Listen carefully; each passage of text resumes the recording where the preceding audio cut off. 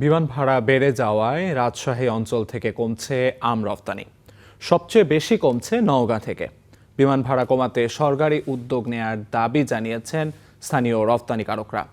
আর কৃষি বিভাগ বলছে রপ্তানি বাড়াতে প্রয়োজন বিদেশে বাংলাদেশি আমের ব্র্যান্ডিং। নওগাঁ থেকে তৌহিদ ইসলামের রিপোর্ট। বিদেশে প্রতি বছরই বাড়ছে বাংলাদেশের আমের চাহিদা। রাজশাহী বিভাগের চাঁপাইনবাবগঞ্জ, রাজশাহী ও নওগাঁ থেকে প্রায় ৬০০ মেট্রিক টন আম রপ্তানি হয়। এর মধ্যে সবচেয়ে বেশি রপ্তানি হয় নওগাঁ থেকে।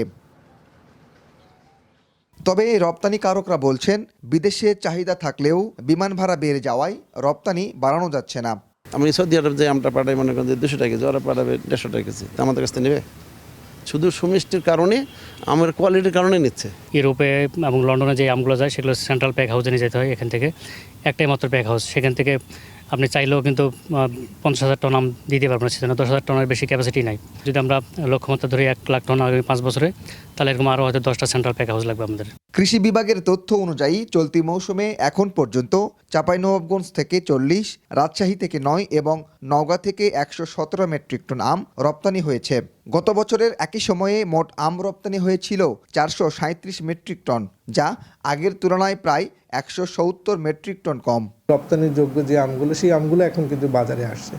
আমাদের প্রায় 60-65 ভাগের মতো আম অলরেডি হারভেস্ট হয়ে গেছে। এখন বাকি যে দামি আমগুলো রয়েছে, এখান থেকেই বেশ কিছু আম রপ্তানি হবে। কৃষি বিভাগের অধীনে রপ্তানিযোগ্য আম উৎপাদন প্রকল্পের কর্মকর্তারা বলছেন, আন্তর্জাতিক বাজারে দেশের আমের আলাদা ব্র্যান্ড তৈরি হয়েছে।